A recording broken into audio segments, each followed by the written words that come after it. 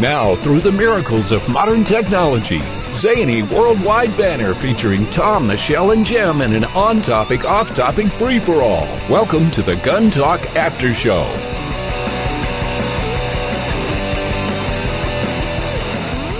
It's the after show where we gather together to talk about the things that nobody was brave enough to talk about when we did the broadcast show, because nobody could kick us off the air with this one. Jim Kinsey over there, Michelle Cleland over there. That's right. And in this corner. So, Michelle, we were talking about the lovely Trump audio tape coming out. What was your line there? Well, what do we need? I can't take credit for it, but somebody had said we need an oil man in the office, somebody that is crude and unrefined. I wish I could take credit for that.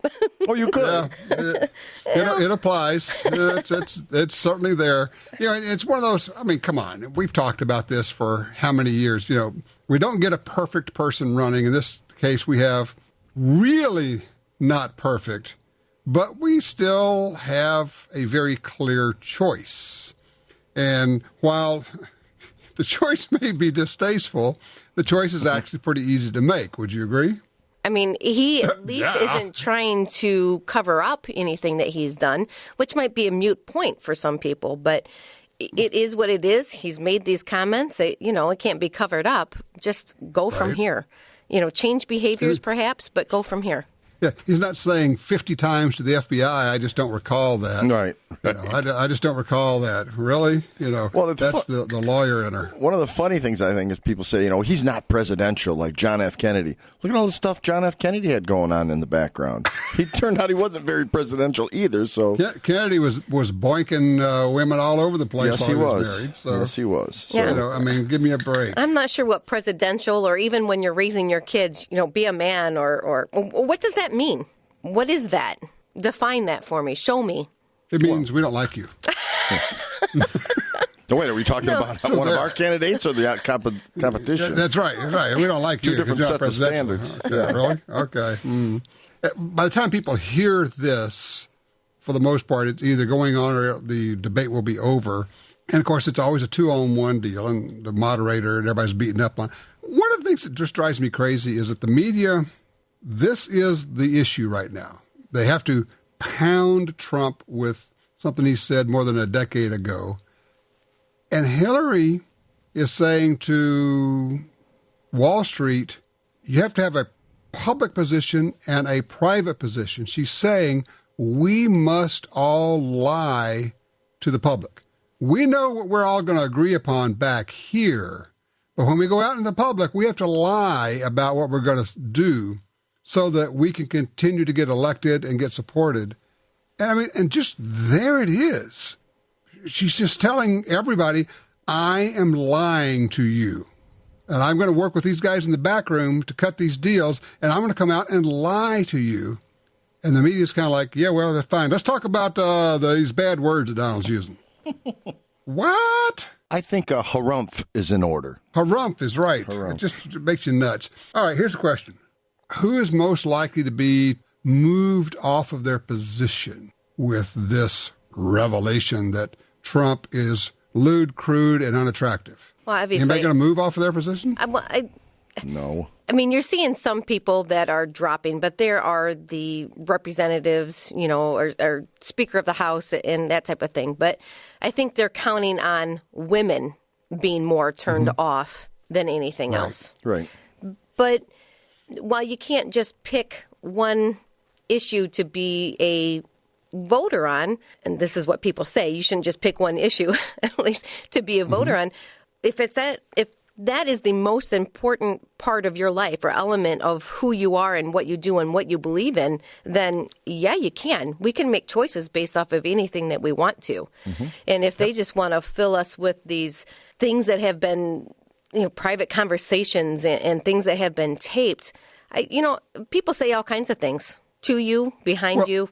Especially when they're not running for office, and you have somebody who's been a politician for 30 years and has been very careful about what she says when, but obviously even that's coming out. He wasn't running for office. He was just, basically a TV dude and a real estate developer. Right, and he was all about, at that time, it was funny, it was ratings, part of his ego building, whatever it may have been. But, the facts are the facts, and that's what we have to consider is where are people? And if guns are an important part, or even if you take the guns out of the equation, if keeping rights are important to you, any right, then there's only one clear path to go. Interesting. Yeah, it's not just guns. If keeping rights, if an adherence or respect for the Bill of Rights, for the Constitution are important to you, which is kind of, we always end up circling back to it, but it's the judges and the justices. It's the Supreme Court. It's the federal judges. It's who gets to pick those and who do they put in, what kind of judges do they put in. That's everything. I mean, it's not like that's one of the important things. That really is pretty much everything in terms of what our country will look like in 10 or 20 years. And one of the scariest parts about this is the amount of U.S. voters that will buy into this malarkey. That really concerns me, that the average person is that stupid. I mean, Assange was a hero when he helped bust Bush, but now he's the bad guy when he's letting stuff out about the Democrats. Well, just when you talk about the public, remember, there are millions of people who actually know who Kim Kardashian is. When there's no more inconsequential person walking the planet. It's like, really? I mean, it's sad. And so for those folks, I'm afraid, I just got to say, they're going to be easily swayed by the outrage because there's a whole thing now about it's fun, cool. No, that's not it. It's powerful to be outraged. There's power in being outraged. Well, that's just terrible. That's just awful. And it gives you the power to feel like you're superior to somebody. So this whole fake outrage thing that is everywhere now, and not just here, but everywhere, is being used by people to say, you should feel outraged about this and you should feel superior to Trump, blah, blah, blah. There's a whole thing going on here. And those sound bites are delivered at very specific times. That soundbite has been in existence for 10, 11 years. How many years now? No doubt. And yet they choose when to release them and who released it. The only thing I keep thinking is, now, the debate tonight's important, and Trump will get beat up on it, and he'll probably screw it up because, honestly, that's what he does. He's not great at those things. But it's still 30 days. 30 days is a long time in an election. And there could be 3 to 6 more drops like this that could be dropping on Hillary as well. So I think this thing may even out as far as the outrage factor. The real question is going to be who's going to go to the polls? Who's going to stay home disgusted? Who's going to actually get motivated to get there? In dealing with public, people are really disgusted, or they're making a purchase because they're in fear of not being able to make a purchase again in 6 months. Well, the question isn't whether or not you're making a purchase because you can't. The question becomes, why aren't you making a better decision so everyone on the can? Front end, be proactive instead of reactive, right? Right. Yeah. I mean, exactly. And most of the people who listen to this are all like, shaking their heads like, yeah, But, to get that topic out, and it is very uncomfortable to get into political conversations, Jim. I mean, I know you try to be very proactive with that and engage people, and there's specific ways of going about that instead of I can show you how to lose all kind of friends. First of all, don't start off with, hey, dummy. Yeah, maybe it's my approach. Who knows? Might not be the way to go. I don't know. Just saying, So just saying. I worry about the agencies that, the ATF, the FBI, the DEA. I mean, literally in environmental groups, the Park Service has SWAT teams. I mean, I worry about the use of agencies where nothing has to be done on the congressional level. And that's where our president really does have some sway. Tell you what, when we're going to go to a break here. And I want to play. We did this 2 or 3 years ago. Just kind of a fun thing. When you want to worry about agencies, here you go. It's something to worry about. This is Milo Lardbottom, Junior Under Assistant Deputy to the Assistant Director of Deputy Affairs for the Department of Homeland Security, with a special message for listeners of Tom Gresham's Gun Talk. We know who you are. We know where you are. You're right by your radio. We have special cameras that can see into your radio. I have a special monitor built into my aluminum foil helmet. We are watching you, so don't try anything funny, Buster. Want your next gun purchase to be fast and hassle-free? Well, at galleryofguns.com, you can search through thousands of models from our huge firearms inventory. Find a great offer from a local dealer that includes all fees and taxes. And there's no need to arrange a transfer. Gallery of Guns takes a small deposit on your credit card, and your gun will be at your chosen dealer in as little as 48 hours. Plus, your gun will be covered by our guaranteed lifetime replacement warranty. GalleryofGuns.com. Search, find, buy. It really is just that easy. If you love to shoot sporting clays, Mossberg has just the gun for you. The new Pro Series Sporting is a full-featured target gun that fits well and points naturally right out of the box. Designed in conjunction with Gil and Vicky Ash of OSP Shooting Schools, the Mossberg 930 was developed to work with you to make clay shooting easier, more consistent, and more enjoyable. This fall, head out to the range and break more clays with the new Mossberg 930 Sporting. Learn more at mossberg.com.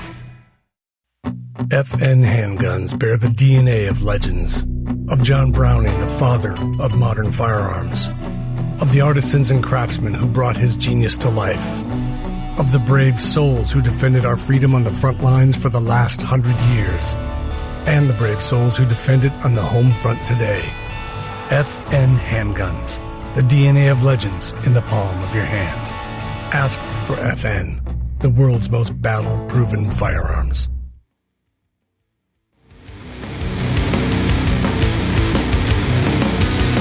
All right, we're back. Just a fun way to get out of the into the break, if you will.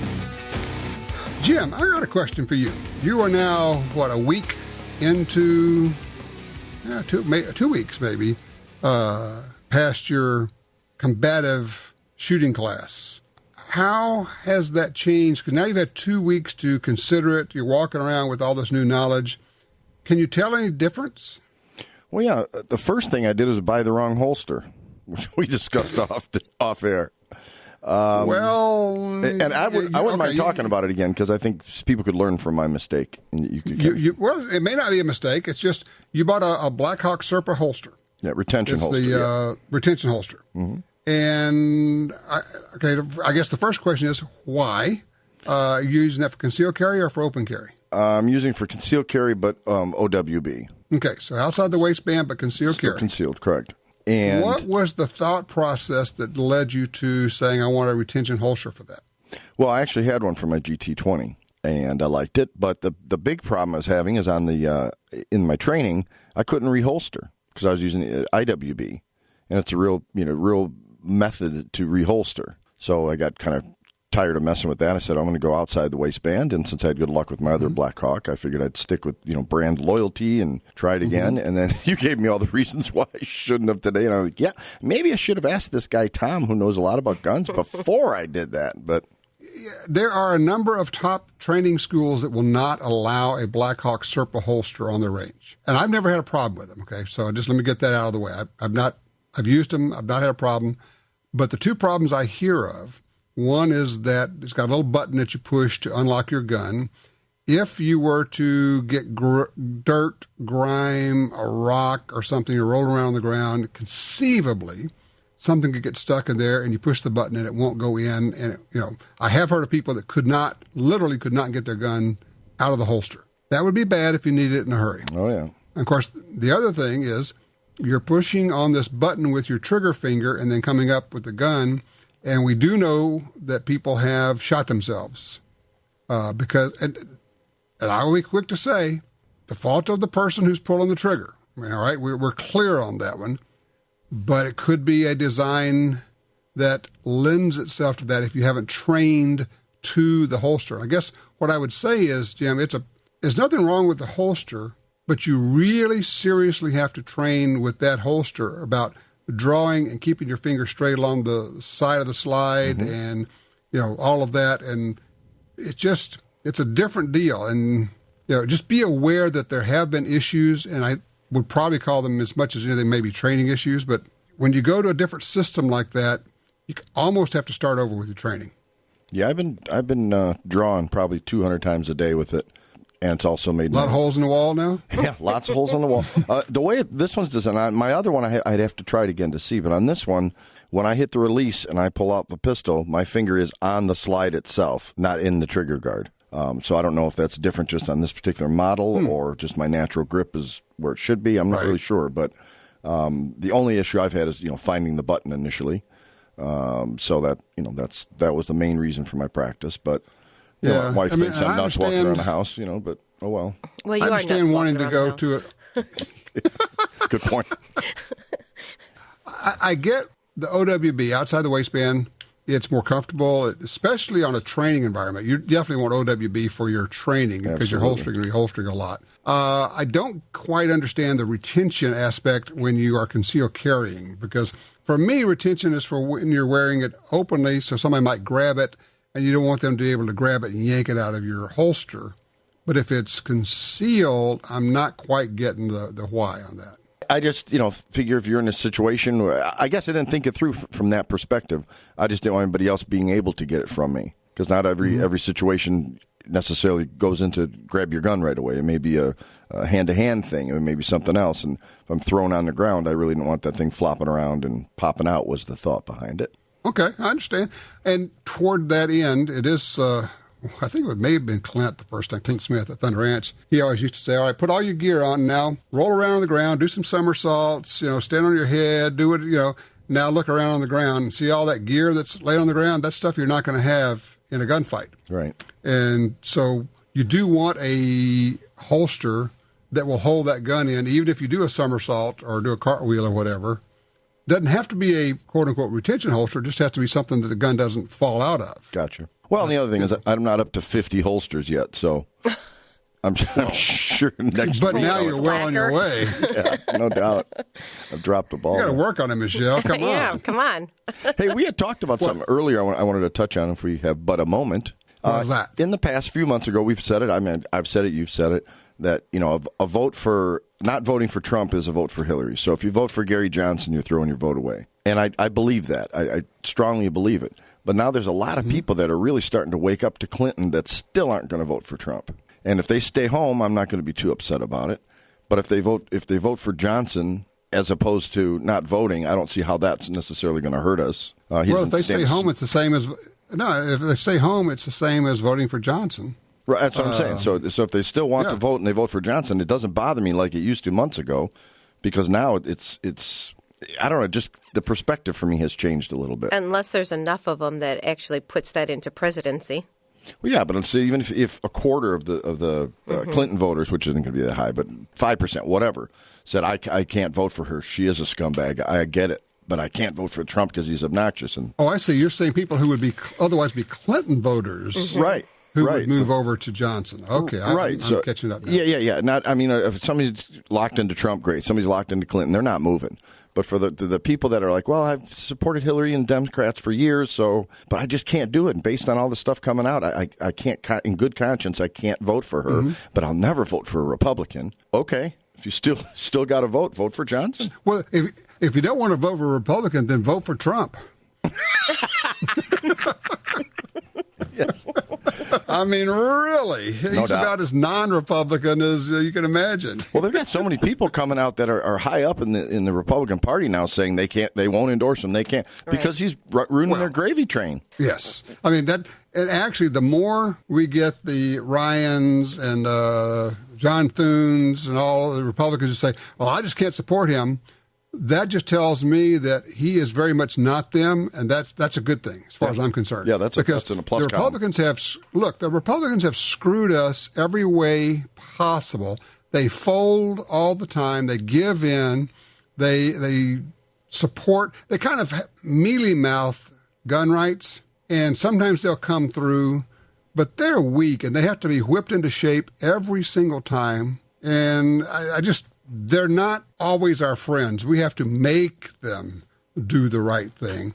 So I'm just, I'm very much anti-Democrat, but I'm not really that much pro-Republican. Right. I think there's a lot of us in that same boat. But we need to shake up far more than just the presidency. I mean, the Senate, the Congress, these things need to be shaken and shaken heavily. We need to replace people. Very specific key players need to be replaced. Well, yeah, and they're never going to vote in term limits because it limits them. Right. Well, that's really what we need. These career politicians got to go. Yeah. I mean, we just really have to do a big overhaul. Trump is the overhaul, isn't he? Mm-hmm. That's part of it. It's a good start. It's a good start. But I guess what I'm saying is I don't want to focus solely on the presidency when you have all these congressmen and senators that are running for new positions. That is just as much of a stronghold and a statement as the presidency is. Mm-hmm. And I agree. I would love to shake that up. I think at this point, sometimes you have to fight a holding battle. You can't merely advance. And I think right now it's a case of trying to hold the Senate, hold the House, make sure that the Democrats don't get control of it, because especially the Senate, that gives them the ability to ratify the nominations for the Supreme Court. Mm-hmm. And that's really where the action is. And so you go, okay, it's just going to be really simple. Just run down the list and just click on all the R's. Yeah. Just make sure it's an R. And I realize that kind of goes against the whole best man or woman for the job thing, and I get that, and I'm sorry, but you have to be a grown-up about it. You have to say, okay, this is the way it is right now. I can't take action on the way I wish it were. This is just what it is. Foster Campbell is the guy's name. He's a fraternity brother of mine. He's running for Congress in Louisiana. And I told him, I said, dude, you're a Democrat. Good guy. Can't vote for you. Can't support you. You're a Democrat. You just chose the wrong party. Simple as that. Because a vote for you is a vote for Schumer and Pelosi and all the rest of those goons up there. Ugh. What are you going to do? Going to go buy a gun. Something that is I'm asking our listeners to do here, and this may sound overly paranoid, but hey, I've got a rep to keep up.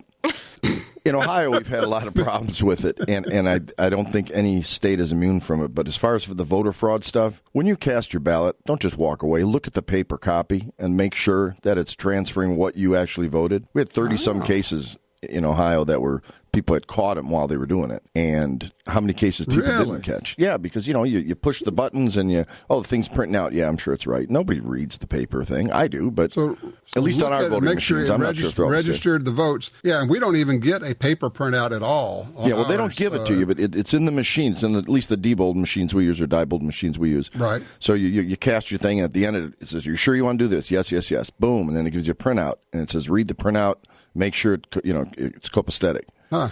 But nobody does. Once it's finalized, they just walk away. See, interesting. Ours is, I think, a receipt tape recording. Yeah, but you don't physically get it, but you see it. It stays in the machine, but it is a paper print, and that's what they use for recount. So they have a physical paper copy, but nobody checks it to see. And then a lot of the software stuff they were talking about a couple months back, that it's viruses exist in here. That you push R, but it'll show R on your screen, but print D on your paper receipt, so to speak. So just keep an eye out. I would not have thought of that.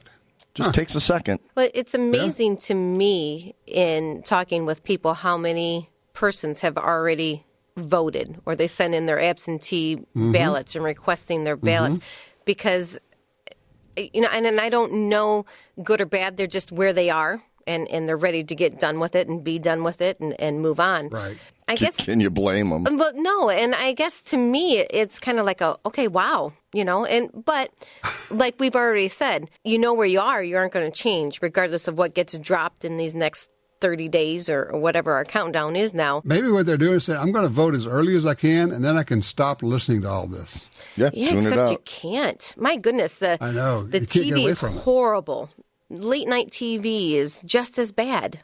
If you didn't want to tune into all the 3 hours of news, it's just library card, books, just read, forget all that food. Maybe when I'm on the range, I'll stop wearing hearing protection. No, not a good idea. I don't think so. Yeah, no. Not in my range, you won't. That's right. In a few weeks, we can stop talking about this, like as in about 4 weeks now. It's coming up really, really fast. Yep. And I got to tell you, if Hillary wins, and at this point I think there's a pretty good chance she will, if we don't see a doubling or tripling of the NRA membership, that would be the one thing that could stop this. But if we don't see that, if people won't get on board and get active in it, then what do they say? You get the government you deserve? Yeah, no doubt. And there it is. So I hate it that we'd have to say, well, gee, we'd have to lose this election so badly to such an awful, terrible, criminal person, and hope that would motivate people, because it seems that I'm not sure what else does, honestly. I'm going to, just for the sake of being a devil's advocate, I'm going to say that he beats her. I'm going to be an optimist. Yeah, and I think it's not going to be by a percentage point or two. I think it's going to be by 70 or 80 electoral votes. I'm an optimist. Yeah, no kidding. That would be pretty phenomenal. It would be unprecedented. I have to bet you a box of ammo. His choice of what caliber? Well, Reagan landslided pretty good. Yeah? So it can be done. That would be something. Yeah, I mean, who knows? If we can get the Russians to... no, never mind. It's a whole different... That's what I was thinking when he was talking about the ballots. It's the Russians. I know. My tinfoil hat's not that big. It's just you're wearing it a little bit too tight today is the only thing. Wear your hat when you go and vote. And I admittedly it's okay to wear it, but just don't have it so tight. And admittedly, I am the most conspiratorial theorist of the group. I'll take that rap. Of course, the thing that's great about a conspiracy theory is that the more there is no evidence that it's there, the more you can say, see, it's just a really good cover-up. Right. You don't see anything about this, do you? Right. That's right. If no one's ever proved this at all, then there you go. That's what I'm talking about. Is that plausible insanity or deniability? It doesn't matter. That's right. I don't care. As long as there's never been any evidence that this is true, that means it's just a great cover-up. That's right. So there you go. That's our Jim. Yeah, I'm not far, trust me. He would drink to that if he drank, but what are you going to do? I just wish there was some of these things that do come up conspiracy-wise. They list 100 different things that are crazy. You can dismiss 90% of them. But because of that, everybody says, well, the whole thing's just a conspiracy. Well, what about the 10% you can't dismiss? So nobody wants to address those. You need a conspiracy buster, like you have Mythbusters. Yeah, kind of. I need an app that just weeds out 90% of what everybody says and not just listen to the remaining 10. I kind of like that. That's the unsubscribe button on the emails. Right. No doubt.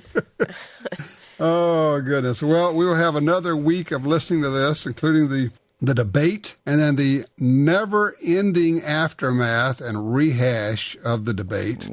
And there will be, before we talk again on this show, there will be 2 other things that will drop, no doubt. Mm-hmm. And we're off to the races again. So here we are. And you know what? We got to focus. We just have to keep our focus and say, this is really simple. She's awful, and he's just uncomfortable. Yeah. So I can go with that. I can go with uncomfortable. Yeah, I guess if I got to go between a murderous hack and a megalomaniac, I'm going with the megalomaniac. Well, and if it's a moral compass, like I said, he at least is not denying the fact of what he has done. There's no cover-up, there's no scandal, there's nothing about it. But he used bad language. Oh, come on. And he's not giving me his tax return. He should just come out and say, look, I'm a let's get over that, okay? Next. Next. Well, that's right. I think just vote what's important, but vote. Amen. It is. All right. We'll see you guys next week. Be safe. Tell your friends about the Gun Talk After Show, a more informal setting featuring Tom, Michelle, and Jim commenting on topics that are important to you.